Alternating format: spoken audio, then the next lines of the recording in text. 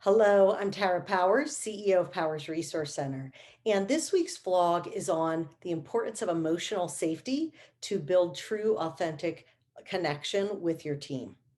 And emotional safety, the only way that that can happen on a team is when there is a high willingness to be vulnerable, because vulnerability builds trust. And when we have trust, we are more willing to open up and disclose more information, and we feel emotionally safe to do so. So let's talk about why vulnerability is so difficult at work. And I'm going to start by sharing 6 myths of vulnerability from my work with Brene Brown as a certified Dare to Lead facilitator. And I want you to think about which of these myths you may have been told or sold over your years, either from home, your family, or even at work, maybe a past leader. But these myths need to be busted if you want to have strong, deep, authentic connection with your team members. All right, so myth number 1 is that vulnerability is a weakness. And vulnerability certainly requires us throughout our lives to do things that are difficult. And it is definitely not a weakness. I want you to think about all the times when you've done something that required courage. Almost every time you've done something courageous, you were being vulnerable, right? It's scary. It's awkward. We don't know what the outcome might be. It's taking risks. It's getting pregnant. It's having a baby. It's getting married. All of those things require vulnerability. And when we see vulnerability in others, it looks like courage. But when we see it in ourselves, we feel that it looks like weakness. And that just is not true. It is actually what we look for in other people to build deep, trusting relationships with them. But it's the last thing that we want to show other people for fear of them, disregarding us. So that is a myth that vulnerability is a weakness. Myth number 2, I don't do vulnerability, right? We just mentioned we are vulnerable so much and we don't even realize it, right? And when we are not vulnerable, when we're not willing to be vulnerable at work, what ends up happening is we start covering things up. We don't admit mistakes. We don't admit someone's better at this than I am. We don't admit we need help. And that never really helps us form strong connections with our team. And it doesn't actually help us in the long run in our roles either.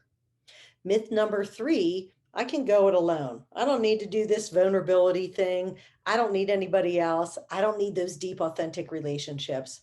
That's actually not true.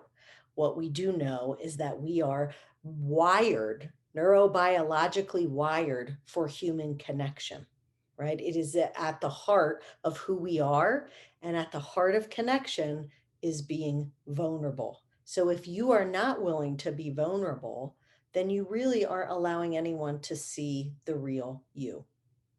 Myth number 4, you can engineer the uncertainty and discomfort out of vulnerability.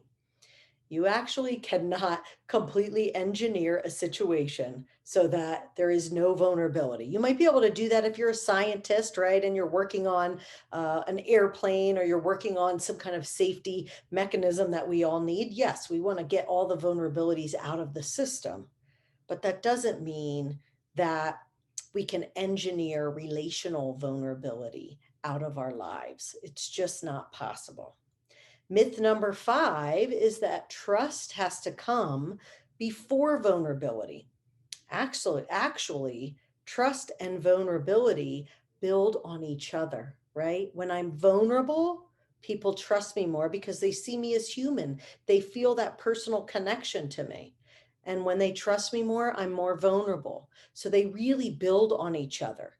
Trust needs vulnerability, and vulnerability needs trust. And the final myth, the 6th myth, is that vulnerability is disclosure.